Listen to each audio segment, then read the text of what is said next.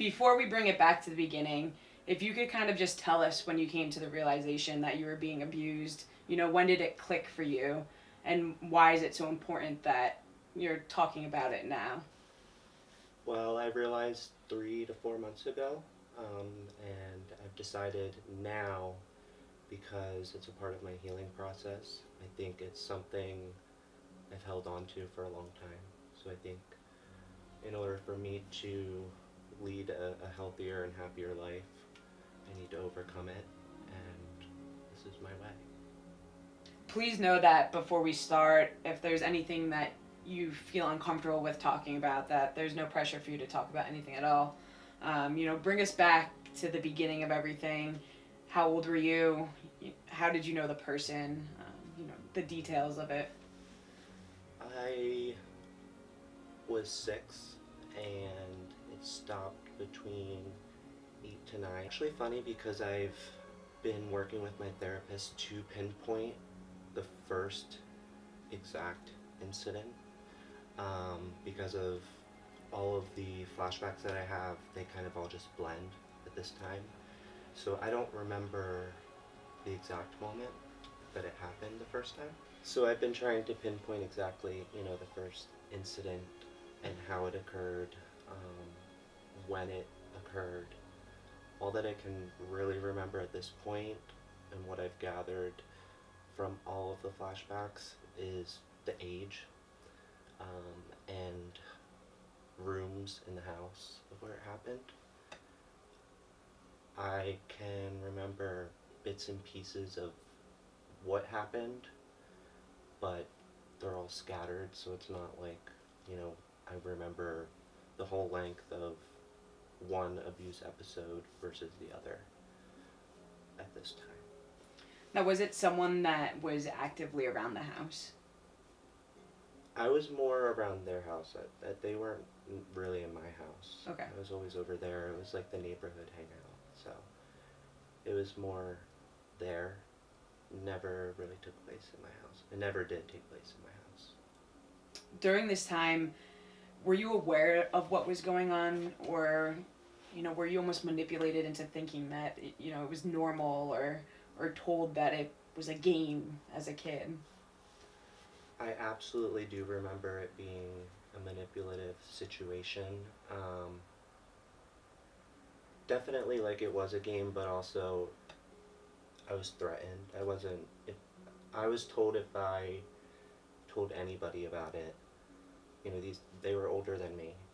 The person was older than me, so I had fear of what they would do to me. I knew I couldn't tell anybody, but I had no. I can remember when, and this is what's confusing about the flashbacks, is I can remember knowing in my mind, and I don't know if it was the first time or if it was after multiple times, feeling wrong. I remember like wanting to bathe it off, like it would go away. And unfortunately, it just never did. It's something I'll always live with. Previously, you said that it went on until you were around 8 or 9. When did it stop, and why did it stop? Was there a reason behind it? My parents had separated, so we were moving from that house, and my mom, they had been separated for probably 2.5 years at this point. My mom was getting serious with my stepdad, my now stepdad. He wasn't at that time. So we were moving in with him, and it was in a completely different neighborhood. So that's how it ended. And it was definitely a blessing, because I don't know how long it would have went on for. In these younger years, was there any type of weight that you carried on your shoulders? Did it affect how you were as a child? Definitely. And I wouldn't say I was unhappy. I think I masked it very well. I definitely had outbursts, um, more frequently than the average kid, and I think that confused my parents, but I think it also it was occurring around the same time that they were separating, divorcing, so they thought that was a root cause of it all. You know, I'd see counselors at school, um, and that's what I would blame it on. For years, that's what I blamed it on, and it had nothing to do with the guilt I was carrying, the shame, the hatred toward myself. What made you have those feelings of hating yourself? I was lying to myself every day. Um, I wasn't being honest with the people that were around me every day that could have helped me. But I just felt disgusting. I feel like it took a lot of my innocence away. Um, I thought differently than other kids. So I think that's why it made me hate myself. I also think it had a lot of conflict with my sexuality. It confused me for years into thinking this made me gay. Um, so there were a lot of different components to what made me feel so much hatred. And that's a whole nother side of everything. Right. You know, that's a whole nother topic that Exactly. could be discussed is, you know, your sexuality. Obviously, coming out as gay, that has to be a whole nother thought process that a typical person already going through all this stuff having to come out has to be added to that. Right. For years, I would think that it did make me gay. I thought that, I had that misconception, and I think it was because of society. I think we were not that we're that old, but in that time you didn't know as much as you know now about sexuality. So growing up, it confused me. It really did. It messed with my head, because that type of behavior wasn't love. It wasn't nurturing. It wasn't compassionate. It was more rage. It was a lot of different emotions every time that it happened. But after years of educating myself on who I was and my sexuality, I knew that had nothing to do with being gay. That it's just something that terribly, happened to me. At what age was it that you finally opened up to, you know, someone about it, and who was it, the first person that you told? It was my cousin. We were extremely close growing up. We were both 14, and I don't know how I told him exactly. I think that was the age where you talked about, girls and sexuality, things along those lines. Have you done this? Have you done that? Like, we were just questions almost, is I think how it came up. And I think I just came out and told him. I said, do you remember this person? And he asked why, and I said, well, this is what happened. And I think saying it out loud, for what I knew then, it was a relief, but it still wasn't, because I still didn't fully know what that was, what all of that abuse was. And I think he was confused by it too. It wasn't up until 3 to 4 months ago that I really woke up and realized I was actually raped. I was sexually abused. I was taken advantage of against my will, and that's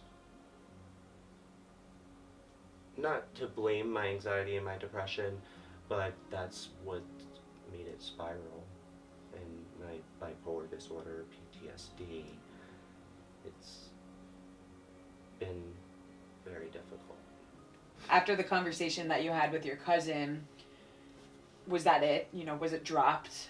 Did you ever seek help or therapy? How did you cope with these feelings now that are starting to realize what happened? Well, as I said, I mean, as a child, when I'd have, outbursts of not wanting to go to school, different things that affected me because of that. I saw like a school counselor, but we never ever touched the surface of that. It wasn't even a question. It's weird as, I guess now I think it should be a question. But up until I told him, yeah, it was dropped. I mean, that was it. Until I was 16, that's when I came out. And then my mom wanted me to go see a therapist because I was so angry. So I went and saw a therapist, never told the therapist. I didn't tell a therapist until I was 27. After seeing 7 therapists and probably 5 psychiatrists. So from 14 to 27. So you say your parents encouraged you to go to therapy. It wasn't until 27 you actually told the therapist. When was it that you told your parents about everything, and what was that like for you? I told them 2 months ago.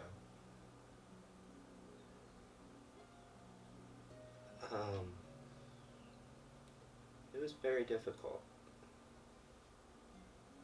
for both my parents, for me, because I think any child, they feel you have to hold yourself up to a certain standard for your parents. You don't want to set any disappointments,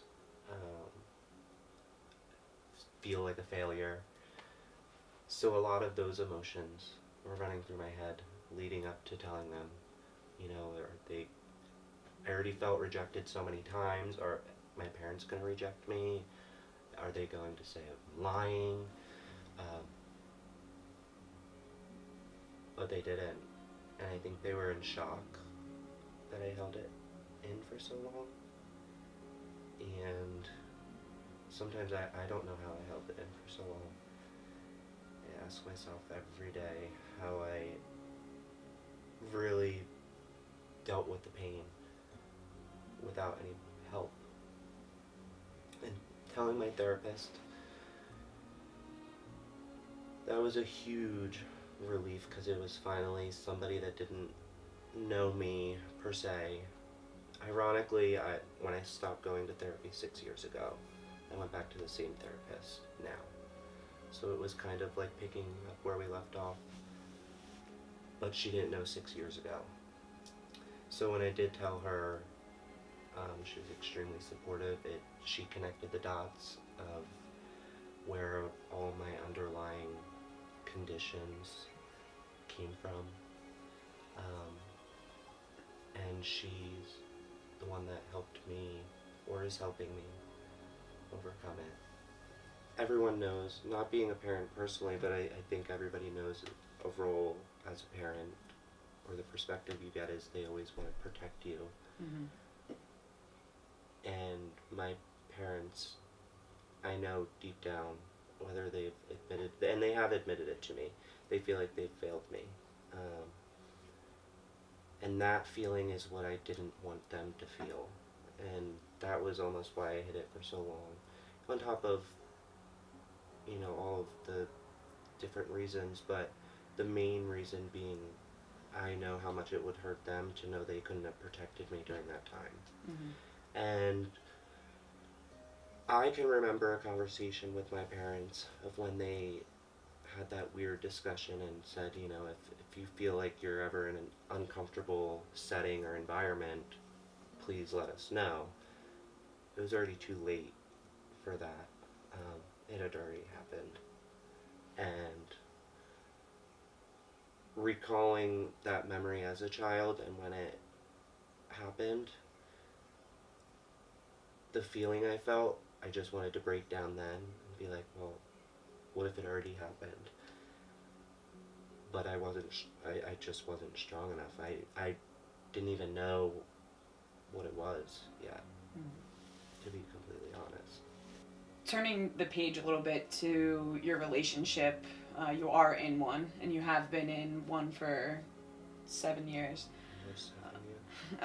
So what was it like telling your boyfriend, and what was it like, the relationship prior versus the relationship after opening up about this? Well, it carried a lot of anger and guilt. I think I carried that into my relationship. I think it caused me, prior to telling him, it caused me to make a lot of mistakes. I wish I could take back. A lot of different moments of anger and fighting. The day I told him was hard. I didn't think he would understand. I didn't think he would know mentally how draining it really is every day. But I think it's improved. I think because it's allowed me to be more honest with myself, so it's allowing me to be honest with my partner, somebody I hope to marry. So I think it's changed our relationship in that aspect, in the honesty part and opening up about terrible things, uncomfortable things, and it allows you to, hopefully be honest about other things.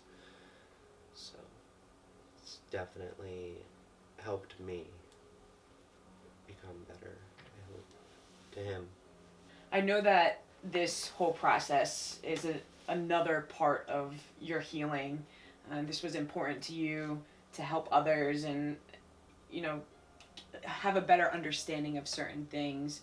If you kind of want to talk about those points that you would like to bring up to whoever's listening. I definitely think my biggest point, because it is a part of my healing process and I do want to help others, is the stigma that there's only female victims. And that meaning, females are specifically raped by just men.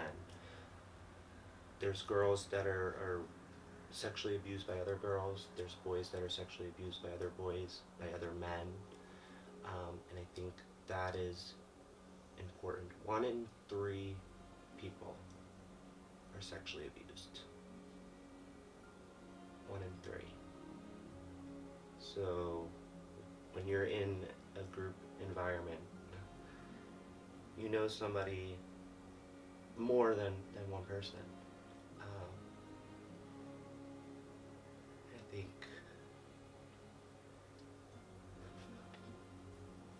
the biggest thing is seeking help.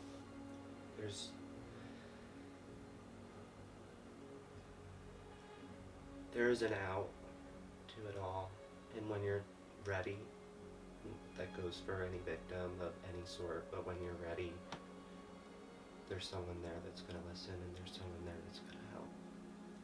And I think that's very important to know, because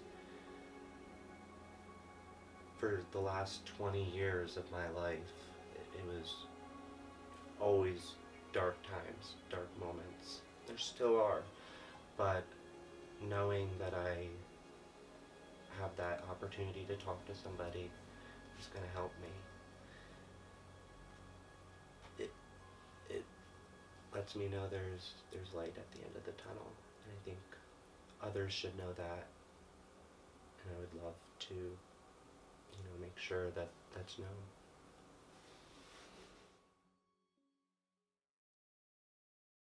For the haters, come on to it now or later. Whoa, yeah. It don't matter what your name is, share your story, we'll be waiting. Go.